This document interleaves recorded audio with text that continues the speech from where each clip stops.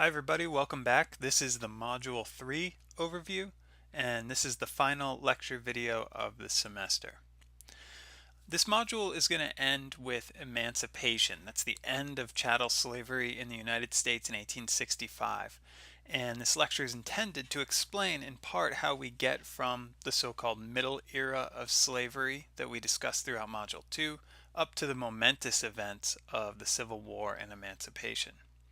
I'm not going to discuss the Civil War much in this lecture. Instead, I want to focus on the political path leading up to the Civil War, and in particular on the political action and experiences of African Americans in the decades before the war.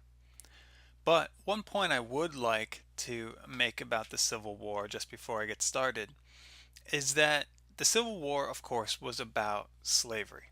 Secessionists left the Union because they believed Abraham Lincoln's election to the presidency in 1860 was an existential threat to slavery. And they believed that because Lincoln was a member of the newly formed Republican Party. This is the first exclusively northern and generally anti-slavery major political party in U.S. history. So the divide that led to disunion and war was over slavery, right? Contending otherwise, I would argue, is really the historical equivalent of saying that the earth is flat. But that does not mean that the Civil War was automatically or inherently a war for emancipation. And that's because at least early in the war, most Northern whites were concerned primarily with preserving the Union, even if that meant preserving slavery.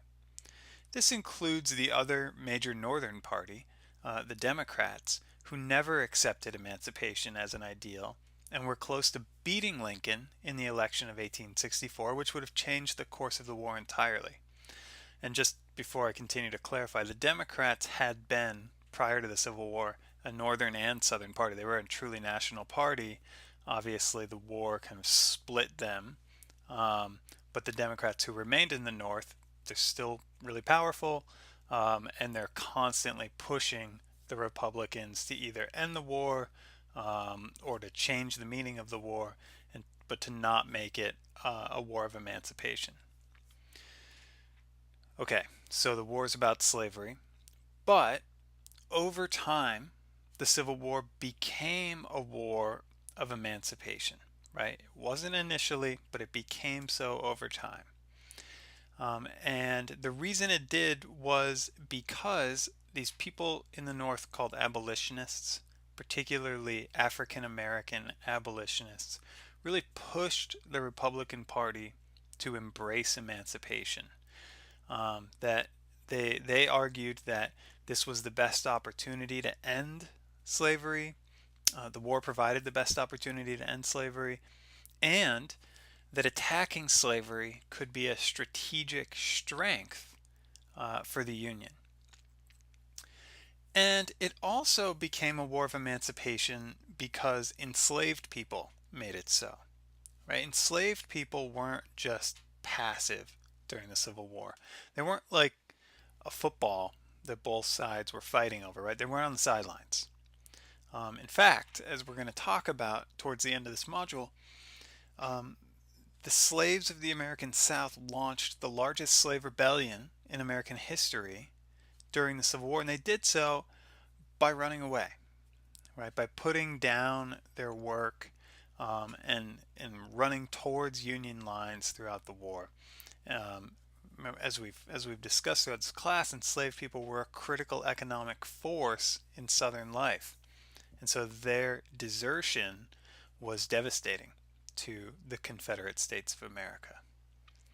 Okay, so in other words, the Civil War, was a war of emancipation. It was a war of the abolition of slavery because African Americans, in particular because enslaved African Americans, made it so.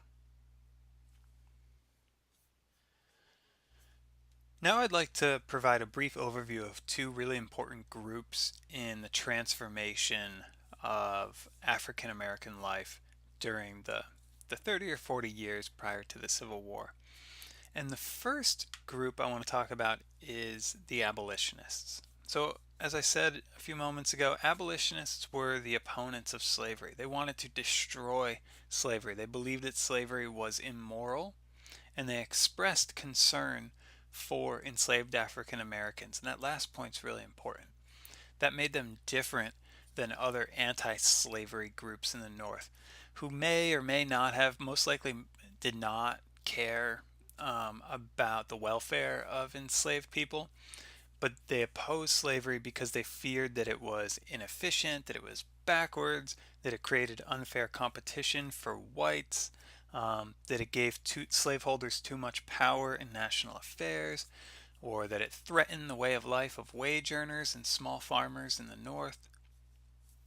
And just as a quick aside, those ideas that I just outlined, those were really the essential ideas that gave rise to the Republican Party before the Civil War, right? As I said earlier, an anti-slavery party. There were abolitionist members of the Republican Party, and they became really important members of the party during the Civil War. But in the lead up, during the 1850s, prior to when the war really takes off, it would probably not be accurate to call the Republicans an abolitionist party, but it would be fair to call them an anti-slavery party. So again, abolitionists share a lot of those anti-slavery views, right? Slavery is inefficient, it's backwards, it's unfair, it gives slaveholders too much power. But they're much more concerned with, and they're prioritizing the dignity of enslaved people, and they're emphasizing the point that slavery is an immoral institution. It's fundamentally immoral. So why did this abolitionist movement gain so much momentum in the 1820s and 1830s? Why did it emerge when it did? This is something that historians should always be trying to think about. Why did something happen in the moment it happened? And I have a few ideas that explain the rise of abolitionism. One was that slavery was becoming much more prevalent, right? The United States was becoming much more dependent on slave labor. And I talked a little bit about this in the Module 2 overview, right? As the cotton economy expands, cotton and the slavery that fuels the cotton empire is increasingly significant to the U.S. economy, which means slavery is an even more visible part of American life, and it seems to be growing, and it seems to be growing really rapidly. I read the other day a historian who compared slavery in these years from about 1800 to 1865 to a supernova, right? It's intensely, rapidly gaining in brightness or in power before it burns out. I think the only issue I have with that analogy is that the burning out of a supernova could be seen as almost a passive thing. It simply dies by nature, but slavery did not die naturally in American life. It required probably the most sustained and substantial effort that Americans have really put towards anything, actually, in their entire history. Another explanation for why abolitionism emerged in the 1820s and 1830s was the market revolution. And this is a historian's term that they use to describe these big economic and technological and infrastructural changes that are happening throughout the United States in the 1820s, 30s, 40s. Right? This was an age of canals and railroads and telegraphs and steam power. These are tools that to us seem obviously really antiquated, but I can't emphasize enough how dramatically these things altered people's connection to the wider world. And what that does is it enables the spread of more ideas faster. The third big change happening in these periods is something we've talked about in Module 2, which was a religious influence. During our discussion of Nat Turner, we talked a bit about the Second Great Awakening, which is this rapid spread of religious ideas, Christian revivals, charismatic religious leadership. And with the Second Great Awakening came a wave of reform, of moral reform. Christian Americans, were considering the moral problems in their society. They became really concerned with things like the abuse of alcohol. They became very concerned with the death penalty. Um, and more than any moral issue, they became very concerned with slavery. And so all of those things are kind of working together. They're fueling one another, right? The market revolution in part explains why the Second Great Awakening is happening. The market revolution can help us understand the increasing prevalence of slavery and cotton in the economy. But they also work together to help us understand why this abolitionist movement begins taking off when it does.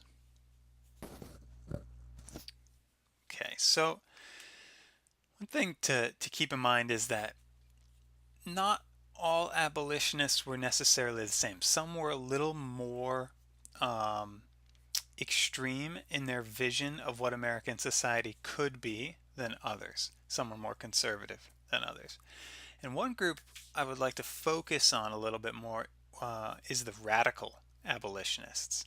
And radical abolitionists imagined a version of American life in which not only African Americans were free, but in which free African Americans and free whites live equally amongst one another. And that's why they're considered radical. That is, in the decades prior to the Civil War, that is an incredibly radical vision of American society. And by radical, I mean it's very far from the norm. Anti-slavery advocates, for example, right? These are the more conservative opponents of slavery that I was talking about earlier.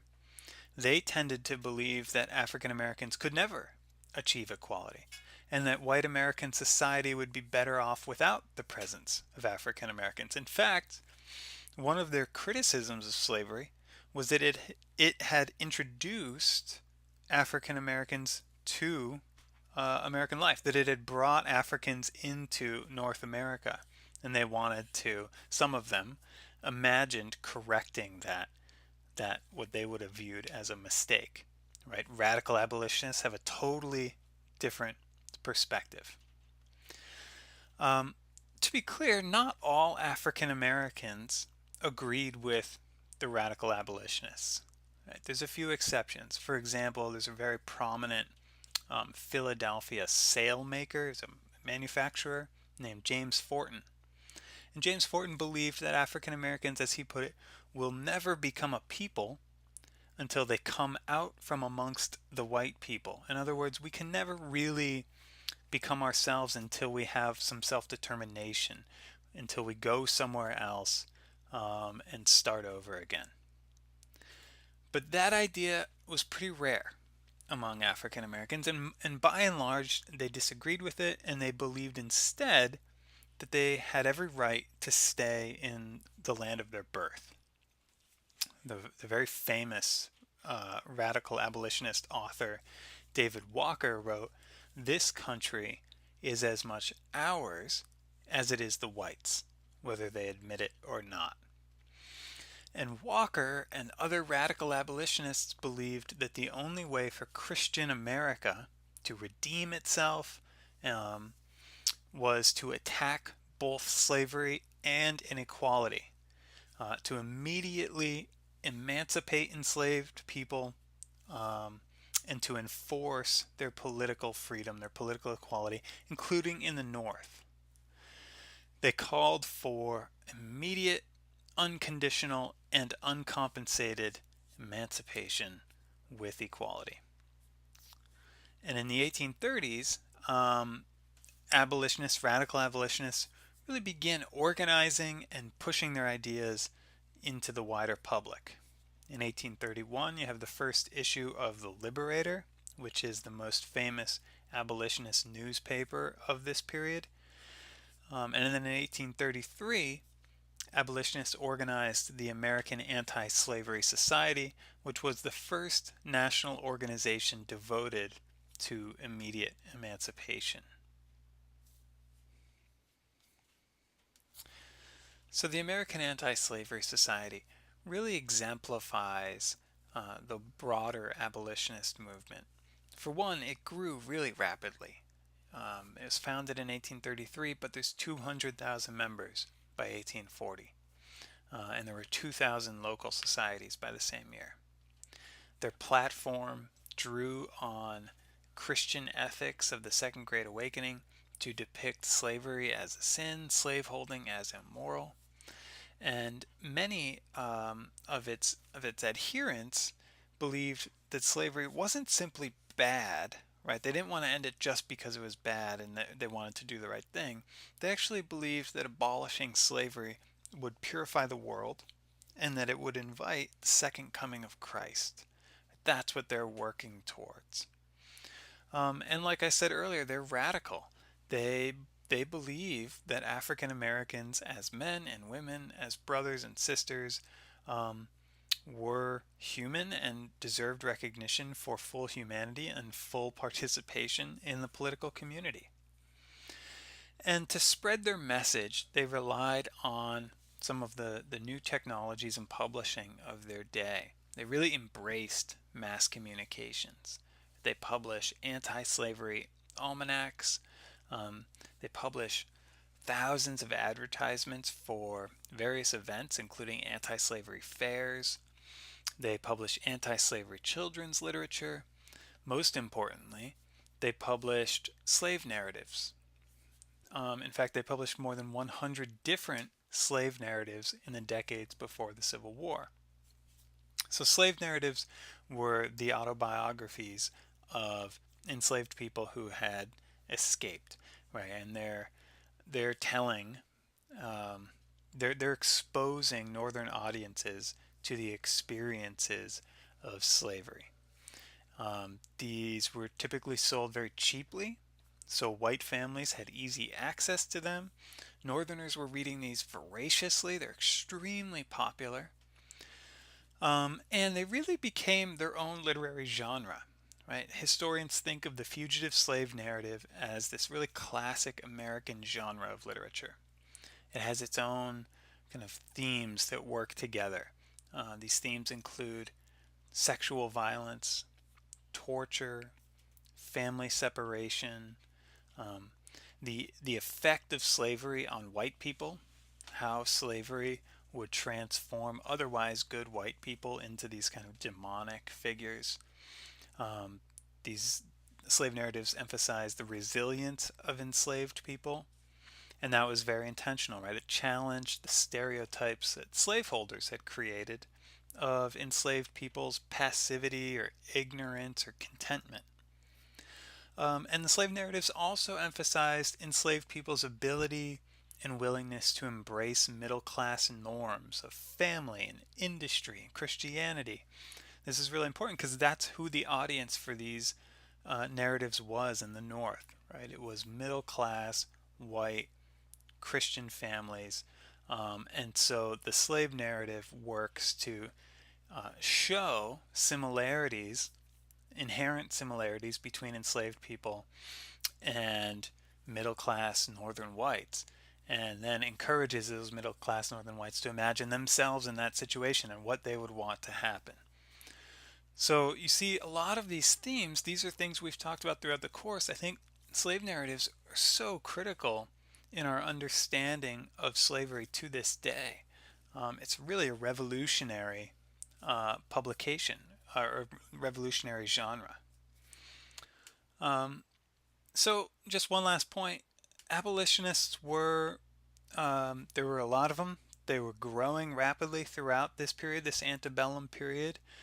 They were vocal, they were active, but they were always a minority. So don't forget that abolitionists were a minority, and they were widely, sometimes very violently, opposed by other forces in Northern society. Abolitionists were often a hated minority. So at the same time that abolitionists were gaining force in the North and beginning to organize and publish, there's also this rising tide of what abolitionists called the slave power in the South. And the slave power was the sort of group, the class of elite enslavers who were very vigorously defending slavery. Um, so a few things about the antebellum South, and by antebellum I mean the generation before the Civil War. Um, One, it's the world's largest slave society. There were 4 million enslaved people in the South before the Civil War. Two, it was an economic powerhouse. Its territory was expanding, its global influence was expanding. It's a really important place in the global economy, right? And it was central to the industrial development of the world. The Industrial Revolution was fundamentally about the manufacture of cotton, and that cotton, prior to the Civil War, was almost entirely coming from the American South. And the antebellum South was also very hierarchical and unequal. So by hierarchical, I mean there were very clear distinctions between classes, and observing those distinctions was a really important part of everyday life. And by unequal, I mean that a very small portion of the population enjoyed the sort of wealth and prosperity that would come to a society that was so important to the global economy. So fewer than 1% of the population owned more than 50 enslaved people. So when we think about the antebellum South, we often think about these grand plantations with hundreds of enslaved people, and they're out in the fields and they're picking cotton, right? This is the classic image of the Old South. But that was only a very few white people sort of commanded that kind of power. And as we've discussed elsewhere, others owned only a handful of slaves or no slave. Most owned no slaves at all. Others worked somehow within the slave economy as overseers or doctors or insurance underwriters, etc. But this elite faction, this 1% of the population that owned more than 50 enslaved people, they really set the norms and they created the laws for the entire society. And increasingly, in the 30 or 40 years leading up to the Civil War, that faction was embracing slavery as a positive good. And this is a real change. I think you'll remember at the beginning of Module 2, I discussed the sense of shame and fear that surrounded slavery among the revolutionary generation, especially in Virginia. Um, Southerners in the antebellum period rejected that position, right? Slavery is not a necessary evil, it's a necessary good. James Henry Hammond, the South Carolina governor and elite plantation owner that we discussed several weeks ago, he described this change in 1858.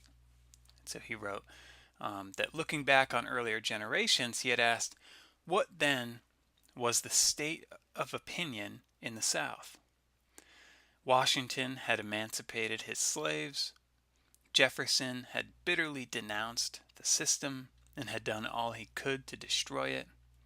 The inevitable effect in the South was that she believed slavery to be an evil, weakness, disgraceful, nay, a sin. She shrank from the discussion of it. But, he added, a few bold spirits took the question up. They compelled the South to investigate it anew and thoroughly, and what is the result? Why, it would be difficult now to find a Southern man who feels the system to be the slightest burden on his conscience, who does not, in fact, regard it as an equal advantage to the master and the slave, elevating both. Slavery elevated the people who lived within it. That's what James Henry Hammond is arguing here, and that was an increasingly common opinion.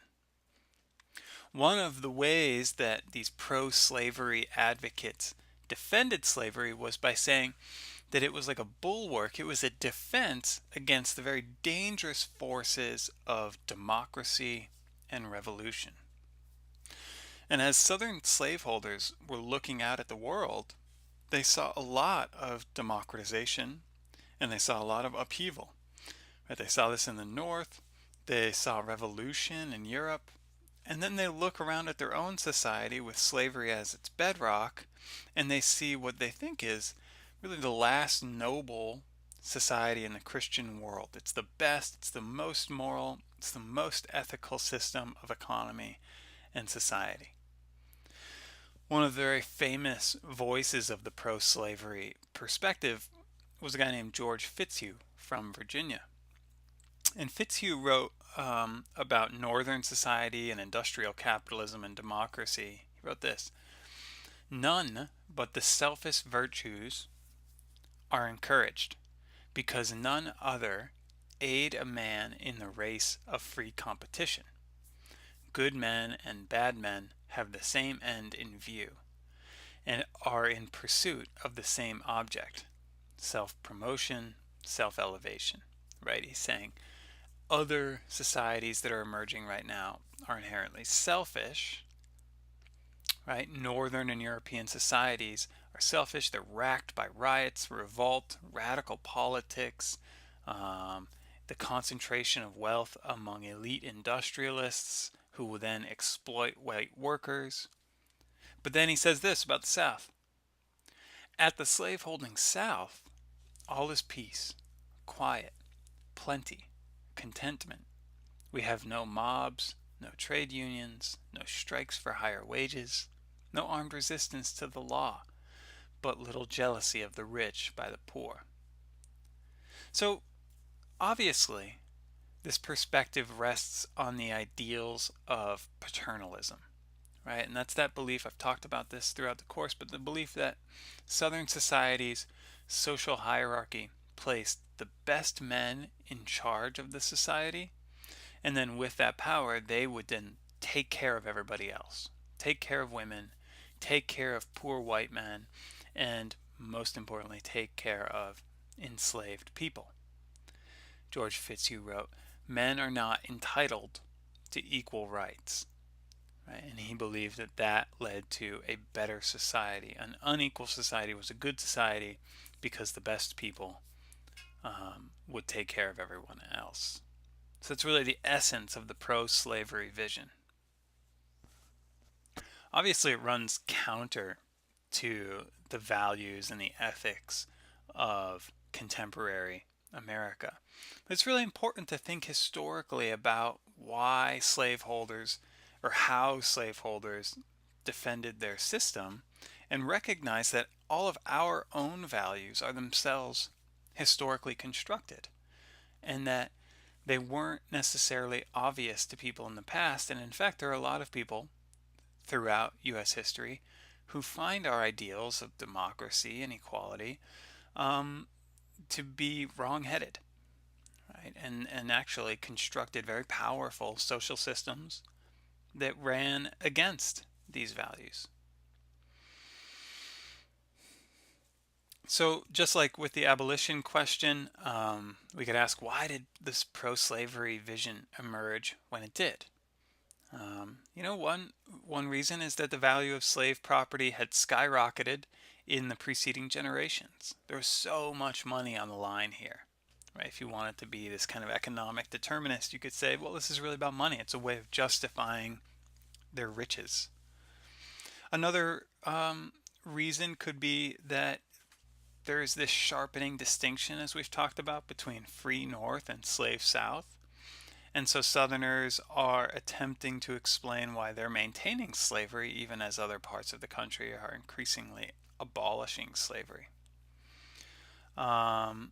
Another explanation is that it's a response in part to abolitionism. So abolitionists are really skillfully exposing some of the evils of the slave system. And so slaveholders are attempting to respond. And one of the ways they do that is say that slave narratives are just fabricated, they're dramatizations, they're just not true, and that the truth is that slavery is really benevolent, that it is good for everyone involved.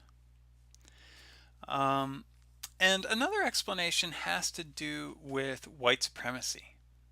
Right? Non-slaveholding whites were increasingly enjoying political rights, or at least some political rights in the South. Right? No longer like property requirements in order to vote were becoming rare or just becoming extinct in the South.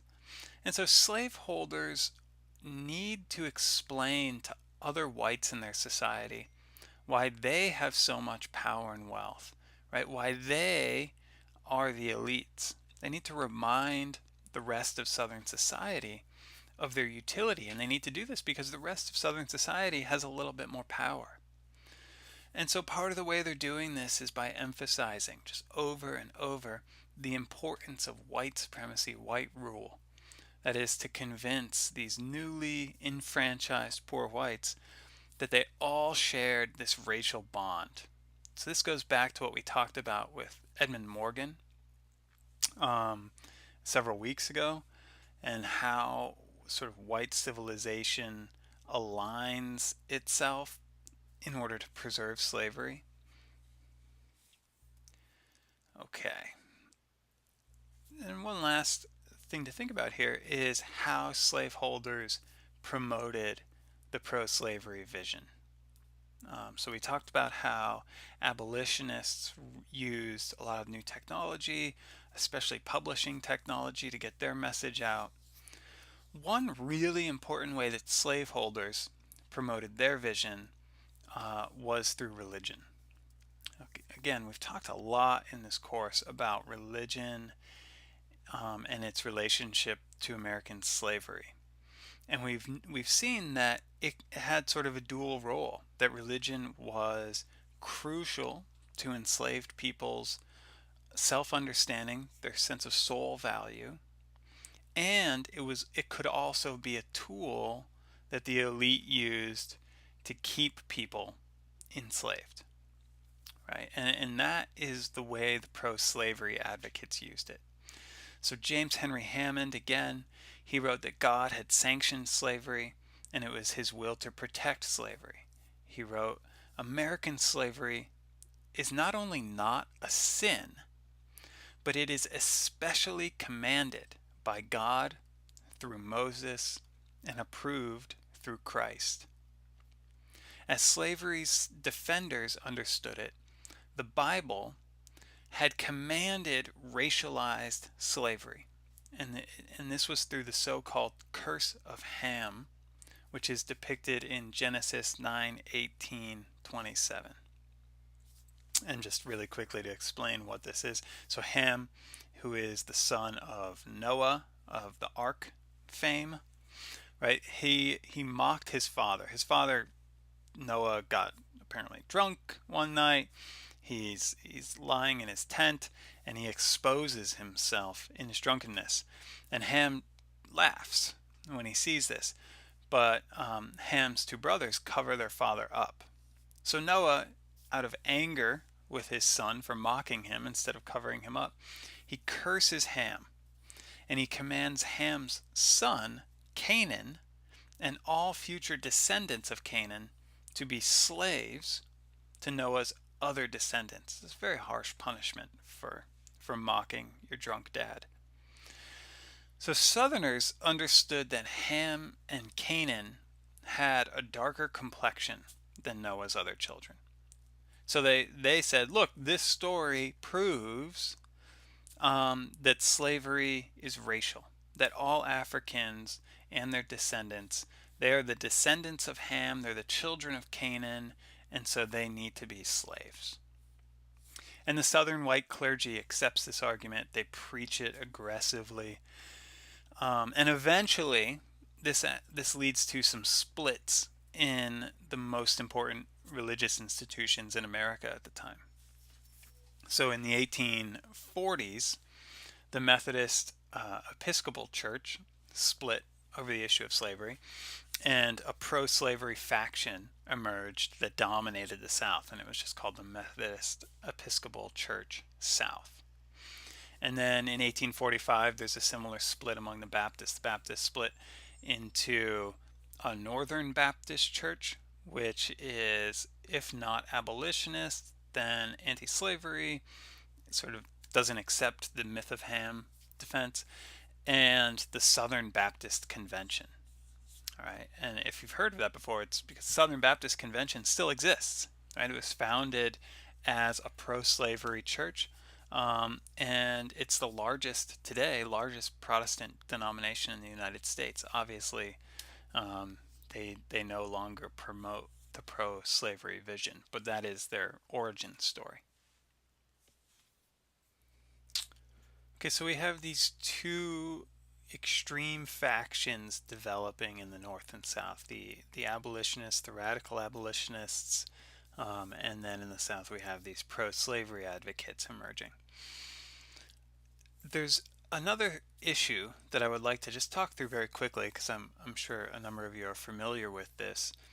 But part of what's inflaming tensions in these decades before the Civil War was Western expansion. Right? So Western extension really plays into this idea of an impending crisis, a sense of crisis in the 1840s and 1850s that obviously culminates in the Civil War. And I think most simply, if we really want to understand why abolitionism and the pro-slavery defense emerged when they did, the best answer is probably this nearly constant issue of territorial expansion of the United States, which meant that Congress was repeatedly faced with the question of whether it would admit new states to the Union as free states or slave states. This was a really important question because it would decide the balance of power in the U.S. Senate and the Electoral College, and thus the federal government. So the House was dividing, as Abraham Lincoln's metaphor had it, and it was dividing because it was expanding. It was expanding to the west. So that meant that throughout the decades between 1819, when the question of Missouri's entry to the U.S. as a slave state really defined American politics, and then the election of Abraham Lincoln in 1860, throughout that 41-year period, American political leaders were regularly faced with a series of existential questions. Is the U.S. going to be free? Would it be slave? Would Congress somehow find a balance between the two? How could that balance be preserved over time?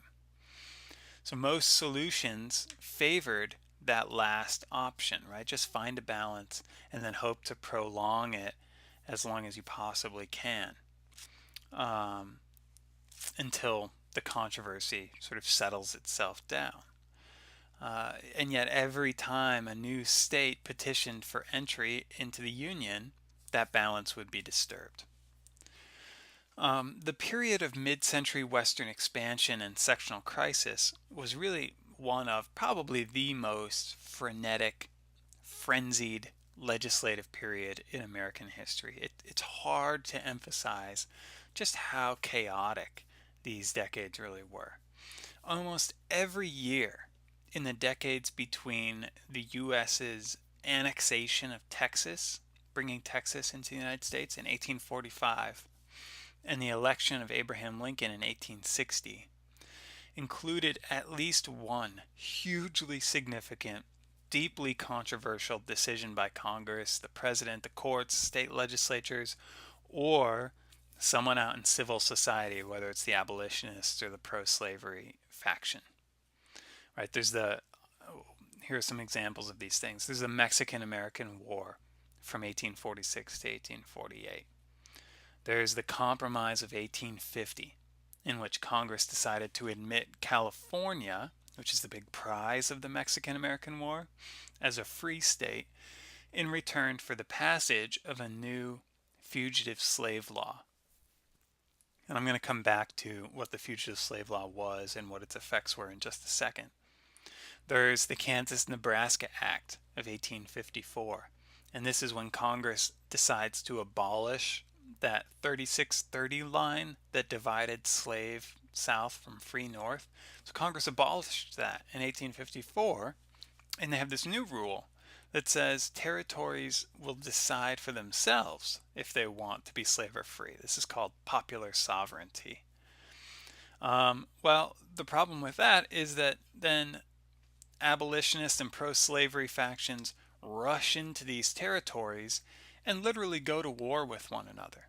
And the most famous example of this are the brutal frontier wars known as Bleeding Kansas, which occurred in Kansas in the late 1850s. And that's where this famous guy that we've heard a little bit about in this class so far, John Brown, he's an abolitionist. That's where he really made his name. And he made his name by going to Kansas and with a gang of men butchering slaveholders. And that made him very famous in the abolitionist parts of the country, especially upstate New York and in New England. In 1858, another major event, there's the Dred Scott decision. Some of you may be familiar with the Dred Scott decision. It's one of the most important Supreme Court decisions in U.S. history. It's also, without question, the most infamous Supreme Court decision. And it ruled, the court ruled that the Missouri Compromise's ban on slavery outside of the South was unconstitutional, which meant that slavery could be national, right? If property rights existed in slaves in the South, they had to exist everywhere. And so the U.S. effectively, after the Dred Scott decision, could be an entirely slaveholding country. And adding significance to the case, Chief Justice Roger Taney also claimed that the case never really should have been heard because Dred Scott was a black man.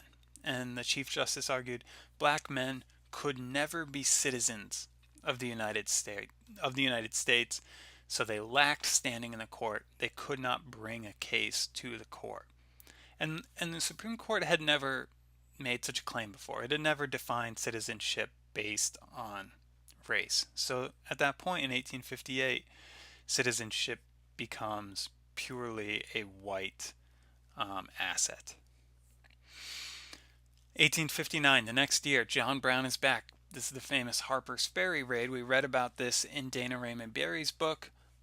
Brown and another gang of men, many of whom were formerly enslaved men and had escaped to the north. They raid the U.S. Army's Southern Armory in Virginia with a plan of seizing weapons and then initiating a mass slave revolt. They failed in that attempt, but a lot of historians would agree that that raid helped initiate the Civil War, which of course leads to emancipation. And then the last major event was Lincoln's election in 1860, and as I mentioned earlier, his first president of the new Republican Party, which had become the first truly sectional party representing only Northerners. It's an anti-slavery party. In some pockets, it's an abolitionist party. And that's really the last domino in this long chain of events to fall and to bring on the war. So a moment ago, I mentioned this thing called the Fugitive Slave Law. And the Fugitive Slave Law was in effect in the northern states from 1850 to 1860-61, really until the war takes off in 1861. And it's a really critical era in African American life in the 19th century. And I'm going to focus on it for the rest of this lecture. So the spirit of the law was not necessarily new. The Constitution contains a fugitive slave clause. It's Article 4, Section 2, and it states that no person held to service or labor in one state under the laws thereof, escaping into another, shall be delivered up on claim of the party to whom such service or labor may be due. In other words, if someone is held as a slave in one state and they escape to another, they'll be brought back to slavery. Slave owners were often frustrated by free states' unwillingness to cooperate with this clause. And so the Compromise of 1850, that law in 1850 that brought California into the United States, it also guaranteed the federal government's support for the kidnapping of fugitives in the North. And it said that the federal government is going to do more. It's going to put more resources into hunting down escaped enslaved people wherever they might be. They could in various northern states and cities, and returning them to their owners. And that's sort of how Congress pacified upset slaveholders, people who were upset that California was not going to be a slave state. And the fugitive slave law was significant for several reasons. One is that the population of fugitives was a source of really intense sectional conflict. Northern states passed these things called personal liberty laws that would protect fugitives within their borders, while southern states empowered law enforcement to travel north and kidnap fugitives back into slavery. And these conflicts presented this really significant legal controversy over the issue of states' rights. Northern states reject the right of law enforcement officials to cross borders from one state to another and literally kidnap their residents, while southern states viewed fugitive protections as a violation of their own citizens' property rights. So slaveholding Southerners essentially say, well, states' rights be damned, and they demand that federal police go into northern states, go into northern cities, spy on citizens, violently kidnap individuals, and take them back to slavery. And then kidnapped fugitives for that, or free African Americans for that matter, they have no legal resource. So if they are kidnapped, they were not allowed to defend themselves. Also, anyone found guilty of aiding fugitives, including northern whites, could be imprisoned for up to 6 years. And then the law also empowered federal officials to deputize whites as they hunted down fugitive slaves. In other words, the law literally made every American citizen directly, legally complicit in the protection of slavery. So now everybody in the United States from 1850 up to the early 1860s was responsible for protecting slaveholders' property and interests. This is kind of ironic, right? When we think about the Civil War era, a lot of folks will say, well, the South really cared about states' rights. The South was really invested in this idea that states are autonomous, that they have some degree of sovereignty. Obviously, that was not true, right? The Fugitive Slave Law completely contradicts that claim. So slave hunters are appearing in hundreds of northern communities. They're armed with the power of federal law. And northerners, including many whites who were not abolitionists, they might have even opposed abolition, they're expressing some dismay over this, right? I don't want to overstate that. I don't want to say that northern whites were universally opposed, but many were disturbed. They feel as though this is an encroachment upon their liberties as American citizens, and they are concerned that slave power is exercising too much influence over the federal government. Of course, there were also Northerners who supported the fugitive slave law and the hunting of fugitive slaves. Most commonly, these were business leaders with ties to Southern cotton. So these are like major manufacturers or merchants. Or they were very conservative Democrats who were politically aligned with Southern slaveholding Democrats, right? In the interests of their party, they wanted to make sure that relations between North and South were maintained. So those are the basics of the fugitive slave law. Imagine now the terror that African American people experienced throughout the 1850s. There were thousands of fugitive slaves living in northern free states, perhaps hundreds of thousands. This is a huge number. It pales in comparison to the 4 million enslaved people in the South, but it's still very significant. And it's worth imagining what those people were experiencing. Fugitives would not have an opportunity to defend themselves. So the law is threatening everyone. Anyone can be singled out. Anyone can be kidnapped and shuttled to the South. If it's a case of mistaken identity, there's not really a mechanism in the law to protect people.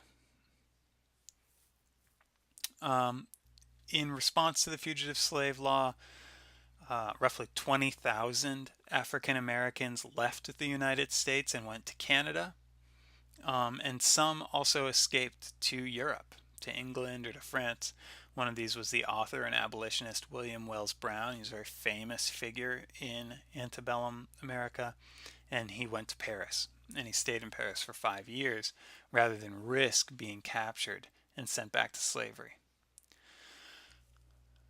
Although many people did leave the U.S., most chose to remain and resist the law. So Frederick Douglass, who did spend a little bit of time in England in the 1850s, nonetheless said that the only way to make the fugitive slave law a dead letter is to make half a dozen or more dead kidnappers, right? Douglass himself was a fugitive slave. He spent most of these years in the United States resisting the law.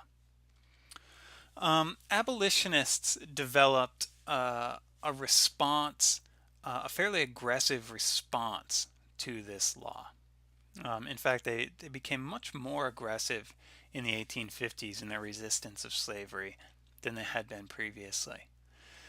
I think the fugitive slave law, we could say, really crystallized the abolitionist opposition to slavery and sparked an era of what was called direct action resistance.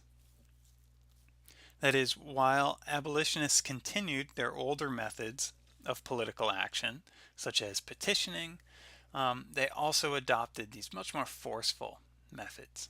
So in cities such as Boston and Chicago, they formed vigilance committees, fugitive aid societies, and anti-manhunting leagues. And these groups would carefully track the movements of slave hunters throughout a city. They would provide secure shelter for fugitives, and they would create escape routes from northern population centers into Canada. So here's a really good example of how these groups could work. Following the kidnapping of a formerly enslaved man, a fugitive named Shadrach Minkins, he was from Virginia initially. He was in Boston, though. He was living in Boston. So he was kidnapped by the slave hunters, by the fugitive hunters. And the Boston Vigilance Committee organized hundreds and hundreds of African American Bostonians to surround the courthouse where Minkins was being held and rescue him. And once they got him out of the courthouse, they shuttled him really rapidly out of the city into the rural interior of New England, up through Vermont, and finally he landed in Montreal.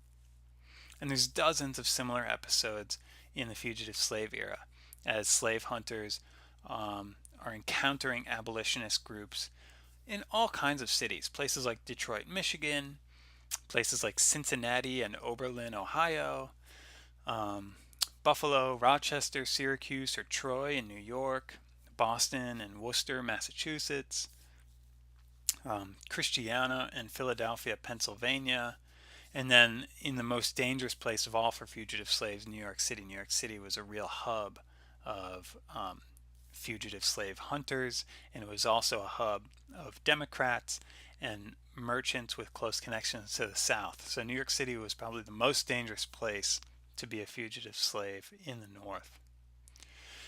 And these confrontations revealed a new truth about the political situation of the 1850s and the terrifying norms under which African Americans lived in the North.